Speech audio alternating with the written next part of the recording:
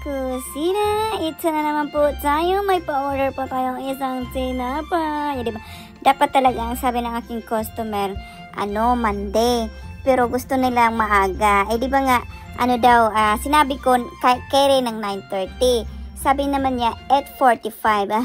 Pasensya na po, kahit nangangailangan tayo ng pera, may minimum order po tayo ng 3 pa-order pag early pick up. Kasi nga, di ba, yung ang madaling araw tapos isa lang. Kaya ngayon talaga nagmi-minimum na si Inday Jennifer, di ba? Noon pa naman sinabi ko naman na yun. Tapos ngayon na nga, di ba, pag sinasabi yung oras, nag-agree kayo sa oras, wag po kayong mag-alala, ready na po yun. Kasi nga, nung lagpas na sabi ng customer nga, sabi ko 11. Sabi niya kung pwede naman 10:30. So, pumayag nga ako ng 10:30. Nung lagpas na ng 10:30, nag-message siya kung tapos na ba, pwede na bang puntahan.